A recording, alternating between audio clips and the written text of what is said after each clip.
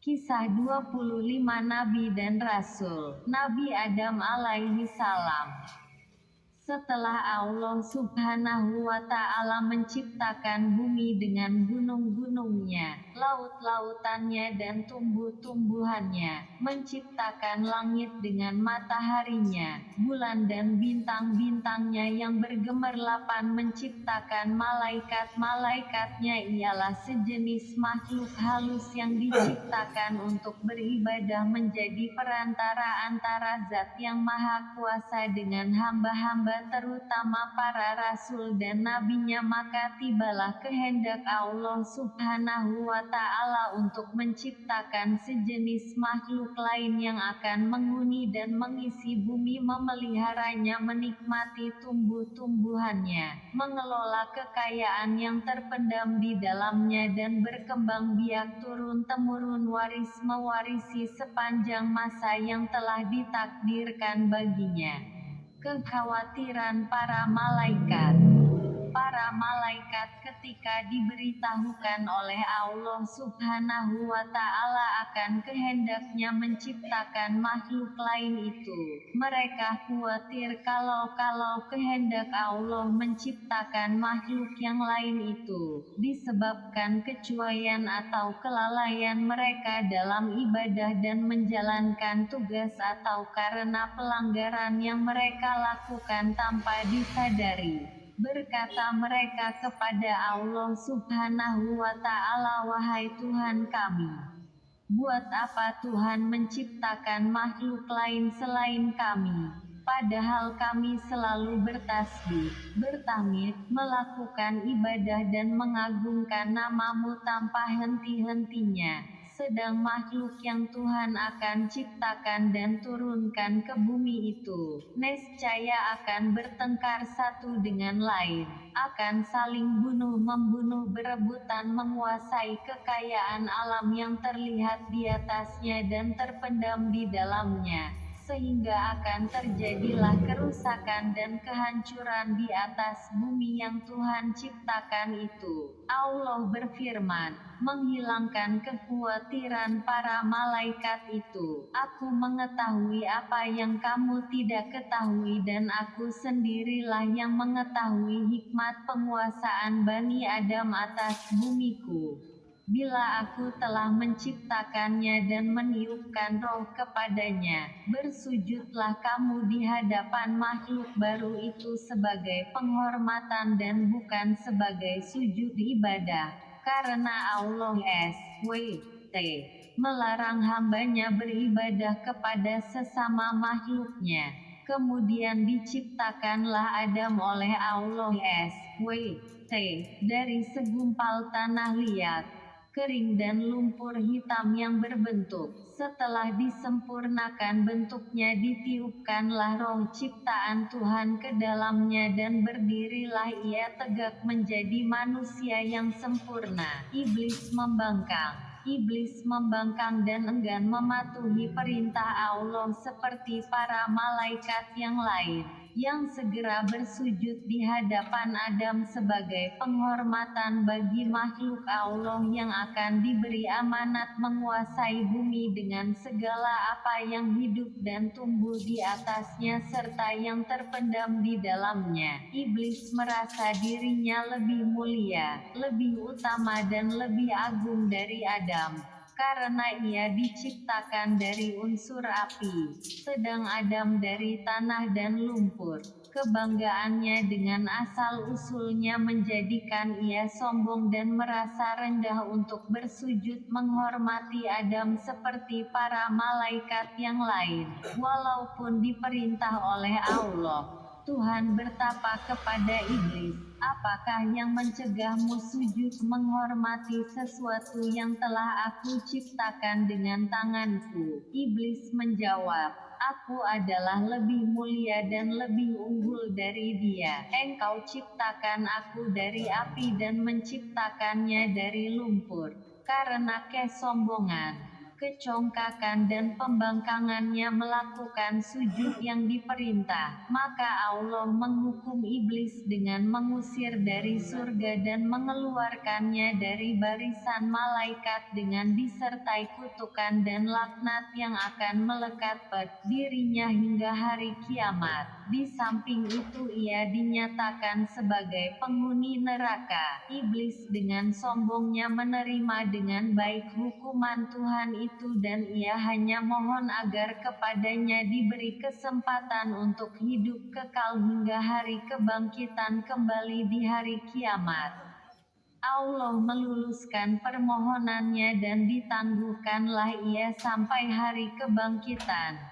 Tidak berterima kasih dan bersyukur atas pemberian jaminan itu. Bahkan sebaliknya ia mengancam akan menyesatkan Adam, sebagai sebab terusirnya dia dari surga dan dikeluarkannya dari barisan malaikat, dan akan mendatangi anak-anak keturunannya dari segala sudut untuk memujuk mereka meninggalkan jalan yang lurus dan bersamanya menempuh jalan yang sesat, mengajak mereka melakukan maksiat dan hal-hal yang terlarang, menggoda mereka supaya melalaikan perintah-perintah agama dan mempengaruhi mereka agar tidak bersyukur dan beramal soleh. Kemudian Allah berfirman kepada iblis yang terkutuk itu, "Pergilah engkau bersama pengikut-pengikutmu yang semuanya akan menjadi isi neraka jahanam dan bahan bakar neraka. Engkau tidak akan berdaya menyesatkan hamba-hambaku yang telah beriman kepadaku dengan sepenuh hatinya dan memiliki akidah yang mantap yang tidak akan tergoyah oleh rayuanmu walaupun engkau menggunakan segala kepandaianmu menghasut dan memfitnah."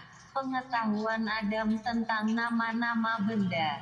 Allah hendak menghilangkan anggapan rendah para malaikat terhadap Adam dan meyakinkan mereka akan kebenaran hikmat-Nya menunjuk Adam sebagai penguasa bumi. Maka diajarkanlah kepada Adam nama-nama benda yang berada di alam semesta. Kemudian diperagakanlah benda-benda itu di depan para malaikat seraya, "Cobalah sebutkan bagiku nama benda-benda itu. Jika kamu benar merasa lebih mengetahui dan lebih mengerti dari Adam." Para malaikat tidak berdaya memenuhi tentangan Allah untuk menyebut nama-nama benda yang berada di depan mereka. Mereka mengakui ketidaksanggupan mereka dengan berkata, "Maha Agung Engkau. Sesungguhnya kami tidak memiliki pengetahuan tentang sesuatu kecuali apa yang Tuhan ajarkan kepada kami. Sesungguhnya Engkau yang Maha Mengetahui dan Maha Bijaksana." Adam lalu diperintah oleh Allah untuk memberitahukan nama-nama itu kepada para malaikat dan setelah diberitahukan oleh Adam, berfirmanlah Allah kepada mereka, "Bukanlah aku telah katakan padamu bahwa aku mengetahui rahasia langit dan bumi dan mengetahui apa yang kamu lahirkan dan apa yang kamu sembunyikan?" Adam menghuni surga. Adam diberi tempat oleh Allah di surga dan baginya diciptakanlah Hawa untuk mendampinginya dan menjadi teman hidupnya, menghilangkan rasa kesepiannya dan melengkapi keperluan fitrahnya untuk mengembangkan keturunan. Menurut cerita para ulama, Hawa diciptakan oleh Allah dari salah satu tulang rusuk Adam yang di sebelah kiri di waktu ia masih tidur sehingga ketika ia terjaga, ia melihat Hawa sudah berada di sampingnya. Ia ditanya oleh malaikat, "Wahai Adam, apa dan siapakah makhluk yang berada di sampingmu itu?" Berkatalah Adam, "Seorang perempuan." Sesuai dengan fitrah yang telah diilhamkan oleh Allah kepadanya. "Siapa namanya?" tanya malaikat lagi. "Hawa," jawab Adam. "Untuk apa Tuhan menciptakan makhluk ini?" tanya malaikat lagi. Adam menjawab, untuk mendampingiku, memberi kebahagiaan bagiku dan mengisi keperluan hidupku sesuai dengan kehendak Allah. Allah berpesan kepada Adam, tinggallah engkau bersama istrimu di surga, rasakanlah kenikmatan yang berlimpah-limpah di dalamnya, rasailah dan makanlah buah-buahan yang lazat yang terdapat di dalamnya sepuas hatimu dan sekehendak nafsumu. Kamu tidak akan mengalami atau merasa lapar, dahaga ataupun letih selama kamu berada di dalamnya. Akan tetapi aku ingatkan, janganlah makan buah dari pohon ini yang akan menyebabkan kamu celaka dan termasuk orang-orang yang zalim. Ketahuilah bahwa iblis itu adalah musuhmu dan musuh istrimu. Ia akan berusaha membujuk kamu dan menyeret kamu keluar dari surga sehingga hilanglah kebahagiaan yang kamu sedang nikmat ini. Iblis mulai beraksi sesuai dengan ancaman yang diucapkan ketika diusir oleh Allah dari surga akibat pembangkangannya dan terdorong pula oleh rasa iri hati dan dengki terhadap Adam yang menjadi sebab sampai ia terkutuk dan terlaknat selama-lamanya tersingkir dari singgasana kebesarannya. Iblis mulai menunjukkan rancangan penyesatannya kepada Adam dan Hawa yang sedang hidup berdua di surga yang tenteram, damai dan bahagia. Ia menyatakan kepada mereka bahwa ia adalah kawan mereka dan ingin memberi nasihat dan petunjuk untuk kebaikan dan mengekalkan kebahagiaan mereka. Segala cara dan kata-kata halus digunakan oleh iblis untuk mendapatkan kepercayaan Adam dan Hawa bahwa ia betul-betul jujur dalam nasihat dan petunjuknya kepada mereka. Ia membisikkan kepada mereka bahwa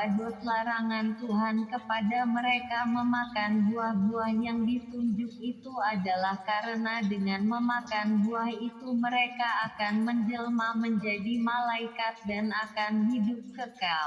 Diulang-ulangilah bujukannya dengan menunjukkan akan harumnya bau pohon yang dilarang, indah bentuk buahnya dan lazat rasanya, sehingga pada akhirnya termakanlah bujukan yang halus itu oleh Adam dan Hawa dan dilanggarlah larangan Tuhan. Allah mencela perbuatan mereka itu dan berfirman yang bermaksud, tidakkah aku mencegah kamu mendekati pohon itu dan memakan dari buahnya, dan tidakkah aku telah ingatkan kamu bahwa Syaitan itu adalah musuhmu yang nyata. Adam dan Hawa mendengar firman Allah itu, sadarlah ia bahwa mereka telah terlanggar perintah Allah dan bahwa mereka telah melakukan suatu kesalahan dan dosa besar. Seraya menyesal berkatalah mereka, wahai Tuhan kami telah menganiaya diri kami sendiri dan telah melanggar perintah-Mu karena terkena bujukan iblis. Ampunilah dosa kami karena nescaya kami akan tergolong orang-orang yang rugi bila Engkau tidak mengampuni dan mengasihi kami. Adam dan Hawa diturunkan ke bumi. Allah telah menerima taubat Adam dan Hawa serta mengampuni perbuatan pelanggaran yang mereka telah lakukan, hal mana telah melegakan dada mereka dan menghilangkan rasa sedih akibat kelalaian peringatan Tuhan tentang iblis sehingga terjerumus menjadi mangsa bujukan dan rayuannya yang manis namun berancun itu. Adam dan Hawa merasa tenteram kembali setelah menerima pengampunan Allah dan selanjutnya akan menjaga jangan sampai tertipu lagi oleh iblis dan akan berusaha agar pelanggaran yang telah dilakukan dan menimbulkan murka dan teguran Tuhan itu menjadi pengajaran bagi mereka berdua untuk lebih berhati-hati menghadapi tipu daya dan bujukan iblis yang terlaknat itu. Harapan untuk tinggal terus di surga yang telah pudar karena perbuatan pelanggaran perintah Allah. hidup kembali dalam hati dan pikiran Adam dan Hawa yang merasa kenikmatan dan kebahagiaan hidup mereka di surga tidak akan terganggu oleh sesuatu dan bahwa reda Allah serta rahmatnya akan tetap melimpah di atas mereka untuk selama-lamanya. Akan tetapi Allah telah menentukan dalam takdirnya apa yang tidak terlintas dalam hati dan tidak terfikirkan oleh mereka. Allah Subhanahu wa Ta'ala yang telah menentukan dalam takdirnya bahwa bumi yang penuh dengan kekayaan untuk dikelolanya akan dikuasai kepada manusia. Keturunan Adam memerintahkan Adam dan Hawa turun ke bumi sebagai benih pertama dari hamba-hambanya yang bernama manusia itu. Berfirmanlah Allah kepada mereka, turunlah kamu ke bumi, sebagian daripada kamu menjadi musuh bagi sebagian yang lain, kamu dapat tinggal tetap dan hidup di sana sampai waktu yang telah ditentukan. Turunlah Adam dan Hawa ke bumi menghadapi cara hidup baru yang jauh berlainan dengan hidup di surga yang pernah dialami dan yang tidak akan berulang kembali. Mereka harus menempuh hidup di dunia yang fana ini dengan suka dan dukanya dan akan menurunkan umat manusia yang beraneka ragam sifat dan tabiatnya berbeda-beda, warna kulit dan kecerdasan otaknya. Umat manusia yang akan berkelompok-kelompok menjadi suku-suku dan bangsa-bangsa di mana yang satu menjadi musuh yang lain, saling bunuh-membunuh, aniaya menganiaya dan tindas-menindas, sehingga dari waktu ke waktu Allah mengutus nabi-nabinya dan rasul-rasulnya memimpin hamba-hambanya ke jalan yang lurus penuh damai kasih sayang di antara sesama manusia, jalan yang menuju kepada redanya dan kebahagiaan manusia di dunia dan akhirat. Kisah Adam dalam Al-Quran. Al-Quran menceritakan kisah Adam dalam beberapa surah, di antaranya surah Al-Baqarah ayat 30 sehingga ayat 38 dan surah Al-A'raf ayat 11 sehingga 25.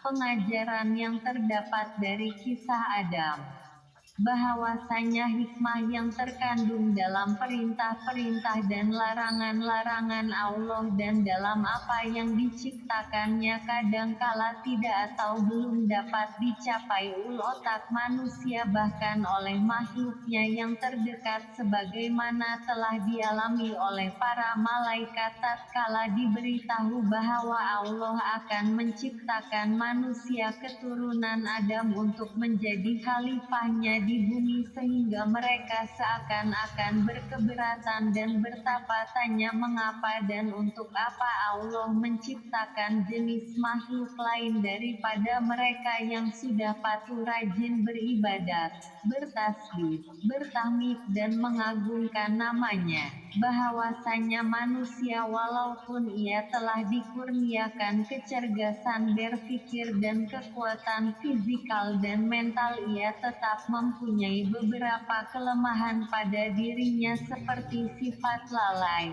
lupa dan hilaf. Hal mana telah terjadi pada diri Nabi Adam yang walaupun ia telah menjadi manusia yang sempurna dan dikurniakan kedudukan yang istimewa di surga, ia tetap tidak terhindar dari sifat-sifat manusia yang lemah itu. Ia telah lupa dan melalaikan peringatan Allah kepadanya tentang pohon terlarang dan tentang iblis yang menjadi musuhnya dan musuh seluruh keturunannya, sehingga terperangkap ke dalam tipu daya dan terjadilah pelanggaran pertama yang dilakukan oleh manusia terhadap larangan Allah, bahwasanya seseorang yang telah terlanjur melakukan maksiat dan berbuat dosa tidaklah ia sepatutnya berputus asa dari rahmat dan ampunan Tuhan asalkan ia sadar akan kesalahannya dan bertaubat, tidak akan melakukannya kembali. kembali. Rahmat Allah dan makfirahnya mencakup segala dosa yang diperbuat oleh hambanya kecuali syirik. Bagaimanapun besar dosa itu asalkan diikuti dengan kesadaran bertaubat dan pengakuan kesalahan. Sifat sombong dan congkak selalu membawa akibat kerugian dan kebinasaan. Lihatlah iblis yang turun dari singgasananya dilucutkan kedudukannya sebagai seorang malaikat dan diusir oleh Allah dari surga dengan disertai kutukan dan laknat yang akan melekat kepada dirinya hingga hari kiamat karena kesombongannya dan kebanggaannya dengan asal-usulnya sehingga ia menganggap dan memandang rendah kepada Nabi Adam dan menolak untuk sujud menghormatinya walaupun diperintah oleh Allah Subhanahu wa Ta'ala. Kisah 25 Nabi dan Rasul. Nabi Idris alaihi salam. Tidak banyak keterangan yang didapat tentang kisah Nabi Idris di dalam Al-Quran maupun dalam kitab-kitab tafsir dan kitab-kitab sejarah nabi-nabi. Di dalam Al-Quran hanya terdapat 2 ayat tentang Nabi Idris, yaitu dalam surah Maryam ayat 56 dan 57. Dan ceritakanlah, hai Muhammad, kepada mereka kisah Idris yang terdapat di dalam Al-Quran. Sesungguhnya ia adalah seorang yang sangat membenarkan dan seorang nabi. 57 Dan kami telah mengangkatnya ke martabat yang tinggi. Maryam 56-57. Nabi Idris adalah keturunan ke-6 dari Nabi Adam, putra dari Yarith bin Mila, Il bin Kinan bin Anusi bin Syith bin Adam alaihi salam, dan adalah keturunan pertama yang dikurniai kenabian menjadi nabi setelah Adam dan Syith. Nabi Idris menurut sementara riwayat bermukim di Mesir di mana ia berdakwah untuk agama Allah, mengajarkan tauhid dan beribadat menyembah Allah serta memberi beberapa pedoman hidup bagi pengikut-pengikutnya agar menyelamat diri dari siksaan di akhirat dan kehancuran serta kebinasaan di dunia. Ia hidup sampai usia 82 tahun. Di antara beberapa nasihat dan kata-kata mutiaranya ialah: 1. Kesabaran yang disertai iman kepada Allah membawa kemenangan. 2. Orang yang bahagia ialah orang yang berwaspada dan mengharapkan syafaat dari Tuhannya dengan amal-amal solehnya. 3. Bila kamu memohon sesuatu kepada Allah dan berdoa maka ikhlaskanlah niatmu, demikian pula puasa dan sholatmu. 4. Janganlah bersumpah dalam keadaan kamu berdusta dan janganlah menuntut sumpah dari orang yang berdusta agar kamu tidak menyekutui mereka dalam dosa. 5. Taatlah kepada raja-rajamu dan tunduklah kepada pembesar-pembesarmu serta penuhilah selalu mulut-mulutmu dengan ucapan syukur dan puji kepada Allah. 6. Janganlah iri hati kepada orang-orang yang baik nasibnya, karena mereka tidak akan banyak dan lama menikmati kebaikan nasibnya.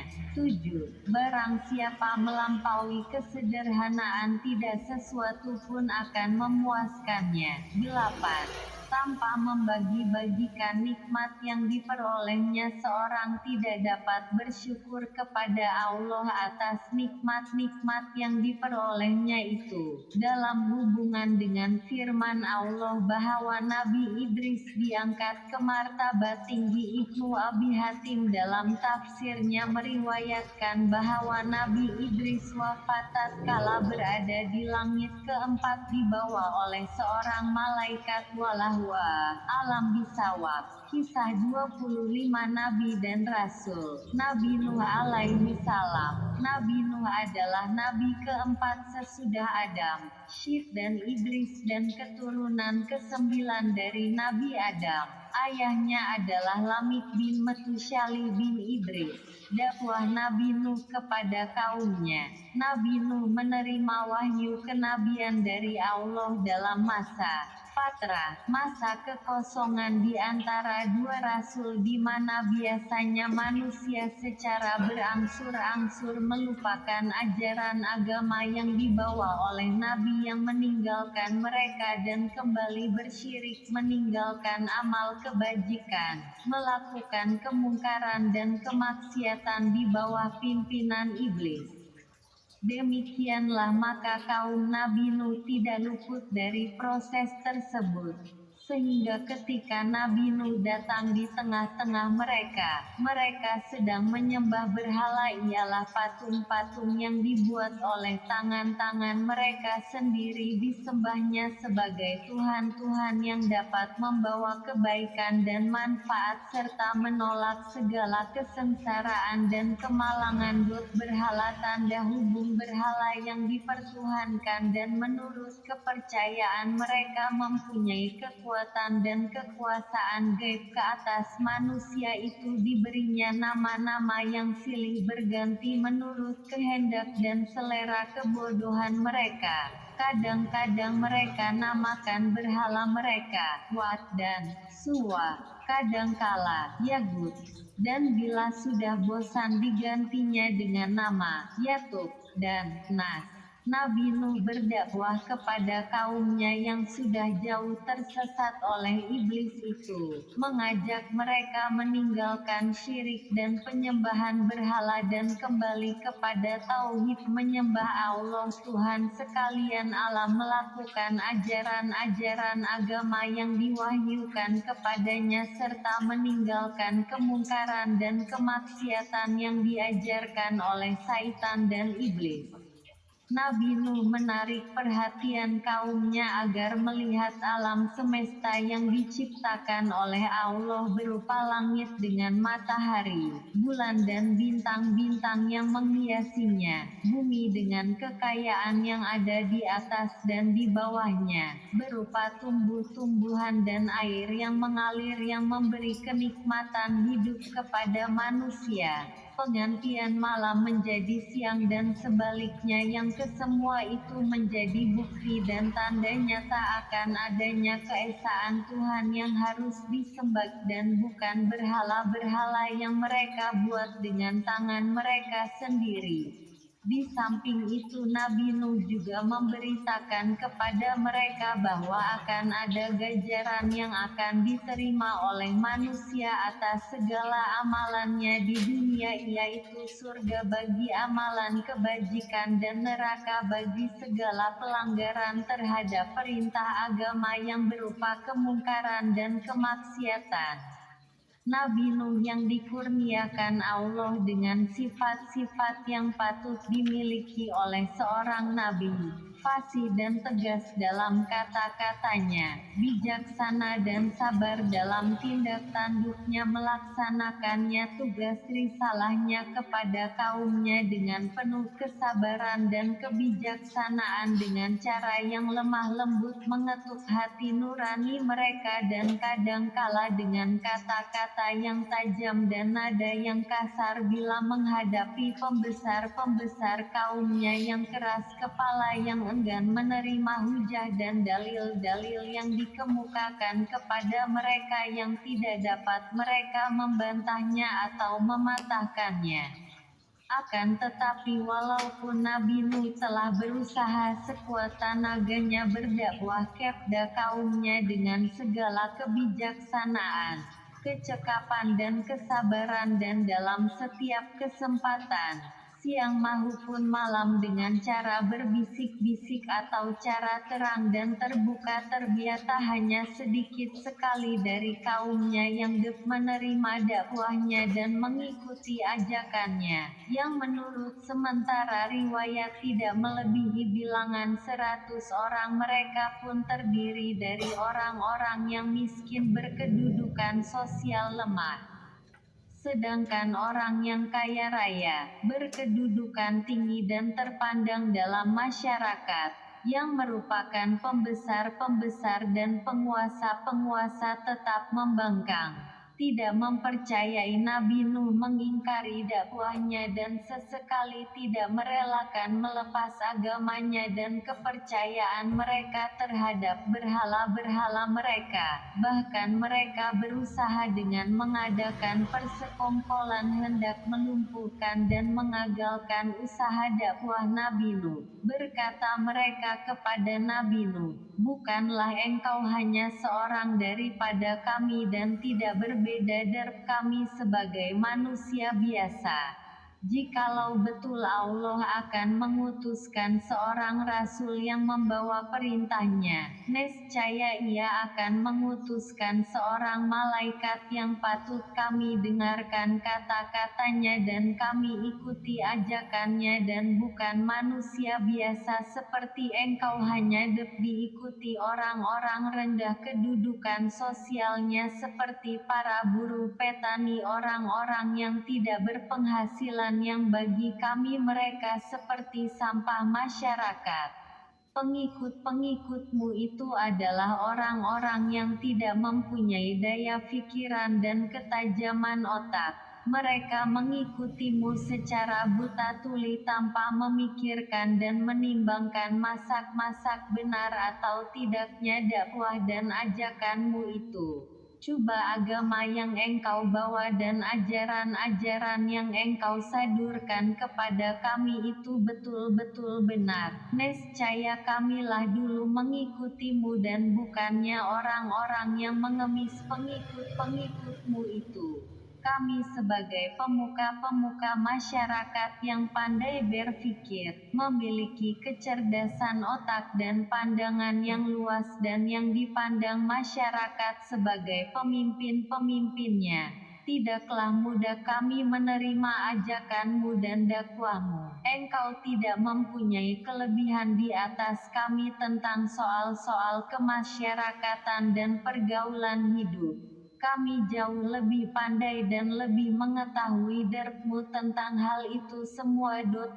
Anggapan kami terhadapmu tidak lain dan tidak bukan, bahwa engkau adalah pendusta belaka.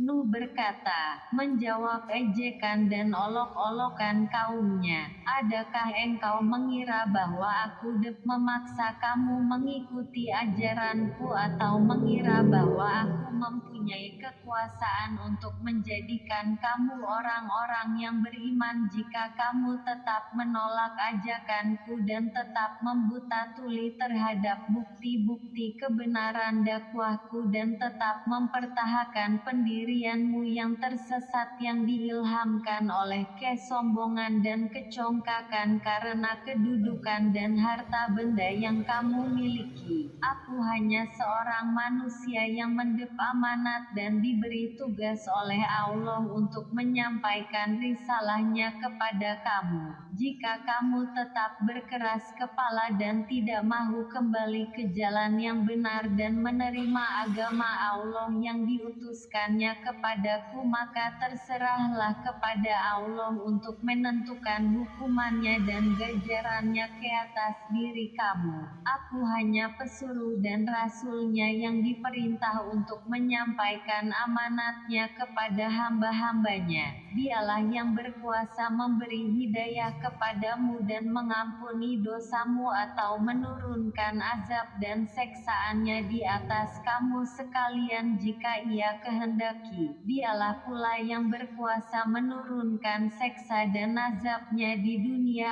atau menangguhkannya sampai hari kemudian. Dialah Tuhan pencipta alam semesta ini, Maha Kuasa, Maha Mengetahui, Maha Pengasih dan Maha Penyayang.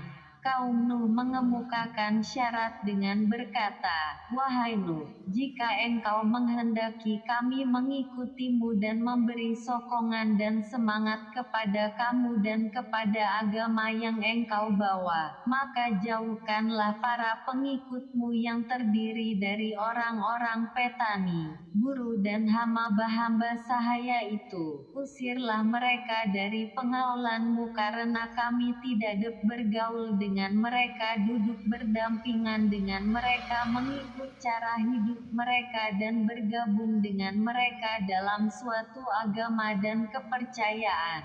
Dan bagaimana kami menerima satu agama yang menyamaratakan para bangsawan dengan orang awam, penguasa dan pembesar dengan buruh-buruhnya dan orang kaya yang berkedudukan dengan orang yang miskin dan papa." Nabi Nuh menolak pensyaratan kaumnya dan berkata, "Risalah dan agama yang aku bawa adalah untuk semua orang, tiada pengecualian, yang pandai mahupun yang bodoh, yang kaya mahupun miskin, majikannya ataupun buruh, di antara penguasa dan rakyat biasa, semuanya mempunyai kedudukan dan tempat yang sama terhadap agama dan hukum Allah.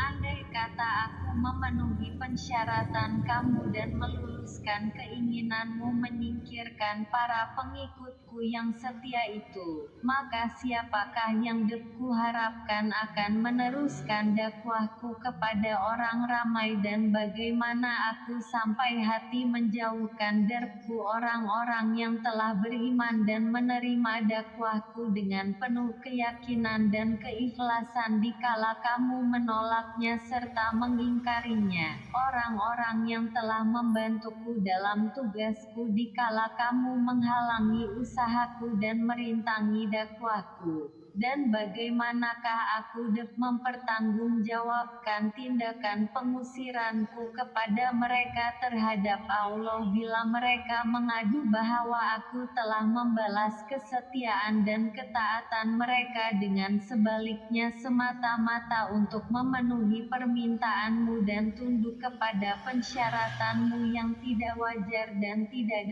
diterima oleh akal dan pikiran yang sihat. Sesungguhnya kamu adalah orang-orang yang bodoh dan tidak berpikiran sihat."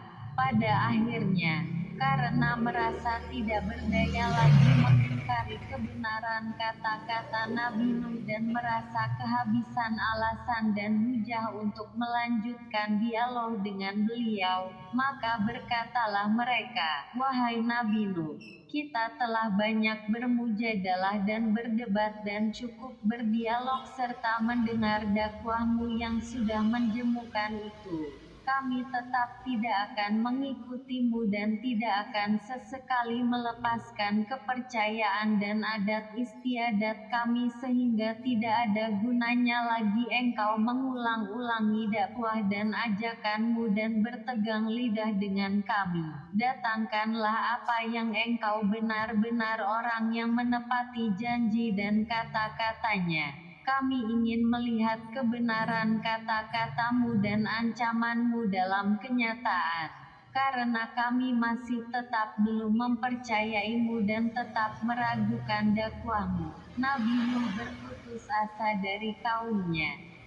Nabi Nuh berada di tengah-tengah kaumnya selama 950 tahun berdakwah menyampaikan risalah Tuhan, mengajak mereka meninggalkan penyembahan berhala dan kembali menyembah dan beribadah kepada Allah yang Maha Kuasa, memimpin mereka keluar dari jalan yang sesat dan gelap ke jalan yang benar dan terang, mengajar mereka hukum-hukum syariat dan agama yang diwahyukan oleh Allah kepadanya, mengangkat derajat manusia yang tertindas dan lemah ketinggal yang sesuai dengan fitrah dan kudratnya, dan berusaha menghilangkan sifat-sifat sombong dan bongkak yang melekat para pembesar kaumnya dan mendidik agar mereka berkasih sayang, tolong-menolong di antara sesama manusia. Akan tetapi dalam waktu yang cukup lama itu, Nabi Nuh tidak berhasil menarik kaumnya untuk mengikuti dan menerima dakwahnya beriman, bertauhid dan beribadat kepada Allah kecuali sekelompok kecil kaumnya yang tidak mencapai seramai 100 orang. Walaupun ia telah melakukan tugasnya dengan segala daya usahanya dan sekuat tenaganya dengan penuh kesabaran dan kesulitan menghadapi penghinaan, ejekan dan cercaan makian kaumnya. Karena ia mengharapkan akan masanya di mana kaumnya akan sadar diri dan mengakui kebenarannya dan kebenaran dakwahnya. Harapan Nabi Nuh akan kesadaran kaumnya ternyata makin hari makin berkurangan dan bahwa sinar iman dan takwa tidak akan menebus ke dalam hati mereka yang telah tertutup rapat oleh ajaran dan bisikan iblis.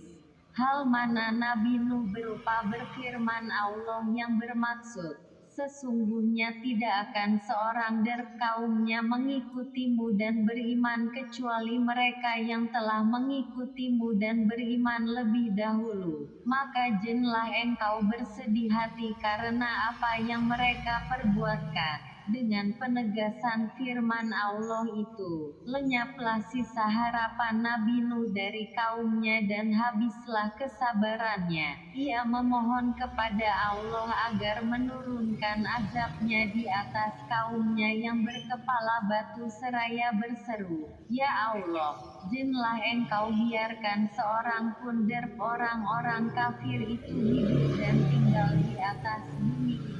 Mereka akan berusaha menyesatkan hamba-hambamu. Jika engkau biarkan mereka tinggal dan mereka tidak akan melahirkan dan menurunkan selain anak-anak yang berbuat maksiat dan anak-anak yang kafir seperti mereka." Doa Nabi Nuh dikabulkan oleh Allah dan permohonannya diluluskan dan tidak perlu lagi menghiraukan dan mempersoalkan kaumnya. Karena mereka itu akan menerima hukuman Allah dengan mati tenggelam. Nabi Nuh membuat kapal. Setelah menerima perintah Allah untuk membuat sebuah kapal, segeralah Nabi Nuh mengumpulkan para pengikutnya dan mulai mereka mengumpulkan ben yang diperlukan untuk maksud tersebut. Kemudian dengan mengambil tempat di luar dan agak jauh dari kota dan keramaiannya mereka dengan rajin dan tekun bekerja siang dan malam menyelesaikan pembinaan kapal yang diperintah itu. Walaupun Nabi Nuh telah menjauhi kota dan masyarakatnya, agar bekerja dengan tenang tanpa gangguan bagi menyelesaikan pembinaan kapalnya, namun ia tidak luput dari ejekan dan cemuhan kaumnya yang kebetulan atau sengaja melalui tempat kerja membina kapal itu. Mereka mengejek dan mengolok-olok dengan mengatakan, "Wahai Nuh, sejak bila engkau telah menjadi tukang kayu dan pembuat kapal, bukanlah engkau seorang nabi dan rasul menurut pengakuanmu? Kenapa sekarang menjadi seorang tukang kayu dan pembuat kapal? Dan kapal yang engkau buat itu di tempat yang jauh dari air ini adalah maksudmu untuk ditarik oleh kerbau ataukah mengharapkan angin yang akan menarik kapalmu ke laut?" Dan lain-lain kata ejekan yang diterima oleh Nabi Nuh dengan sikap dingin dan tersenyum seraya menjawab, "Baiklah, tunggu saja saatnya nanti. Jika kamu seks mengejek dan mengolok-olok kami maka akan tibalah masanya kelak kami untuk mengejek kamu dan akan kamu ketahui kelak untuk apa kapal yang kami siapkan ini. Tunggulah saatnya azab dan hukuman Allah menimpa atas diri kamu." Setelah selesai pekerjaan pembuatan kapal yang merupakan alat pengangkutan laut pertama di dunia, Nabi Nuh menerima wahyu dari Allah. siap-siaplah engkau dengan kapalmu. Bila tiba perintahku dan terlihat tanda-tanda derpku, maka segeralah angkut bersamamu di dalam kapalmu dan kerabatmu, dan bawalah 2 pasang dari setiap jenis makhluk yang ada di atas bumi, dan belayarlah dengan izinku. Kemudian tercurahlah dari langit dan memancur dari bumi air yang deras dan dahsyat yang dalam sekelip mata telah menjadi banjir besar melanda seluruh kota dan desa, menggenangi daratan yang rendah maupun yang tinggi sampai mencapai puncak bukit-bukit, sehingga tiada tempat berlindung dari air bah yang dahsyat itu kecuali kapal Nabi Nuh yang telah terisi penuh dengan para orang mukmin dan pasangan makhluk yang diselamatkan oleh Nabi Nuh atas perintah Allah. Dengan iringan Bismillah majraha wa mursaha, belayarlah kapal Nabi Nuh dengan lajunya menyusuri lautan air, menentang angin yang kadang kala lemah lembut dan kadang kala ganas dan ribut. Di kanan kiri kapal terlihatlah orang-orang kafir bergelut melawan gelombang air yang menggunung, berusaha menyelamat diri dari cengkaman maut yang sudah sedia menerkam mereka di dalam lipatan gelombang-gelombang itu. Tatkala Nabi Nuh berada di atas geladak kapal memperhatikan cuaca dan melihat-lihat orang-orang kafir dari kaumnya sedang bergelimpangan di atas permukaan air, tiba-tiba terlihatlah olehnya tubuh putera sulungnya yang bernama Kan'an timbul tenggelam dipermainkan oleh gelombang yang tidak menaruh belas kasihan kepada orang-orang yang sedang menerima hukuman Allah itu. Pada saat itu, tanpa disadari, timbullah rasa cinta dan kasih sayang seorang ayah terhadap putera kandungnya yang berada dalam keadaan cemas menghadapi maut ditelan gelombang. Nabi Nuh secara spontan, terdorong oleh suara hati kecilnya, berteriak dengan sekuat suaranya memanggil puteranya, "Wahai anakku, datanglah kemari dan gabungkan dirimu bersama keluargamu. Bertaubatlah engkau dan berimanlah kepada Allah agar engkau selamat dan terhindar dari bahaya maut yang engkau menjalani hukuman Allah." Kan'an, putera Nabi Nuh, yang tersesat dan telah terkena racun rayuan syaitan dan hasutan kaumnya yang sombong dan keras kepala itu, menolak dengan keras ajakan dan panggilan ayahnya yang menyayanginya dengan kata-kata yang menentang. "Biarkanlah aku dan pergilah, jauhilah aku. Aku tidak sudi berlindung di atas geladak kapalmu. Aku akan dapat menyelamatkan diriku sendiri dengan berlindung di atas bukit yang tidak akan dijangkau oleh air bah ini." Nuh menjawab, "Percayalah bahwa tempat satu-satunya yang dapat menyelamatkan engkau ialah bergabung dengan kami di atas kapal ini. Masa tidak akan ada yang dapat melepaskan diri dari hukuman Allah yang telah ditimpakan ini kecuali orang-orang yang memperolehi rahmat dan keampunannya." Setelah Nabi Nuh mengucapkan kata-katanya, tenggelamlah Kan'an disambar gelombang yang ganas dan lenyaplah ia dari pandangan mata ayahnya. Tergelincirlah ke bawah lautan air mengikut kawan-kawannya dan pembesar-pembesar kaumnya yang durhaka itu. Nabi Nuh bersedih hati dan berduka cita atas kematian puteranya dalam keadaan kafir, tidak beriman dan belum mengenal Allah. Beliau berkeluh kesah dan berseru kepada Allah, "Ya Tuhanku, sesungguhnya puteraku itu adalah darah dagingku dan adalah bahagian dari keluargaku, dan sesungguhnya janjimu adalah janji benar dan engkau maha hakim yang maha berkuasa." Kepadanya Allah berfirman, "Wahai Nuh, sesungguhnya dia puteramu itu tidaklah termasuk keluargamu.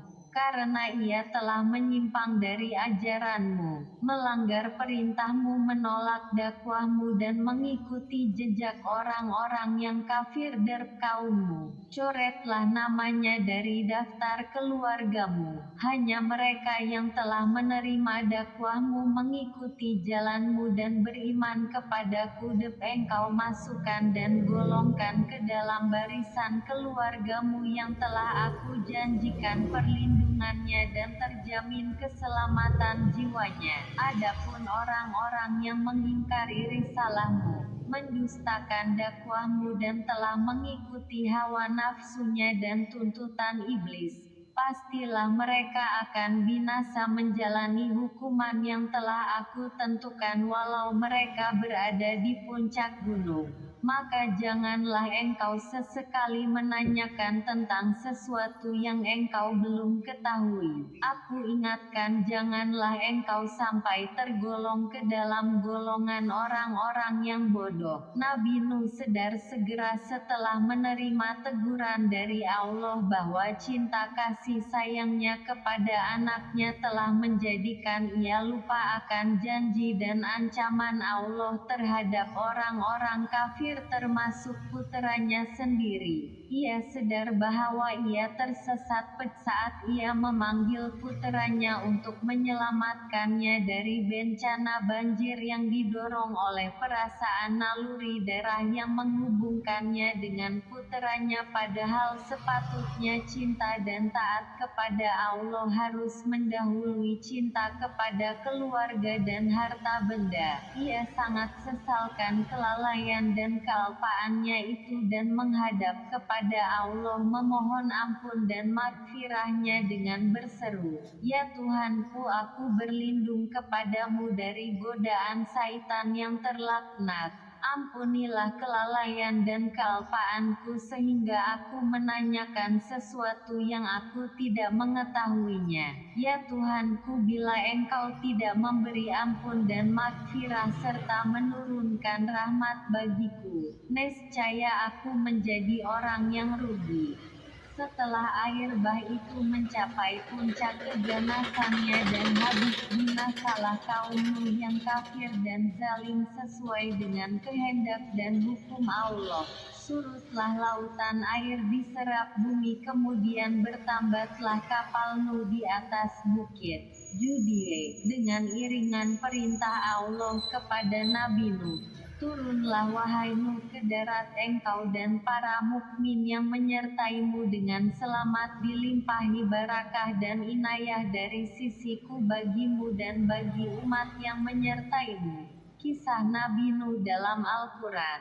Al-Quran menceritakan kisah Nabi Nuh dalam 43 ayat dari 28 surah, di antaranya surah Nuh dari ayat 1 sehingga 28, juga dalam surah Hud ayat 27 sehingga 48 yang mengisahkan dialog Nabi Nuh dengan kaumnya dan perintah pembuatan kapal serta keadaan banjir yang menimpa di atas mereka. Pelajaran dari kisah Nabi Nuh alaihi salam, bahwasanya hubungan antara manusia yang terjalin karena ikatan persamaan kepercayaan atau penamaan akidah dan pendirian adalah lebih erat dan lebih berkesan dari hubungan yang terjalin karena ikatan darah atau kelahiran.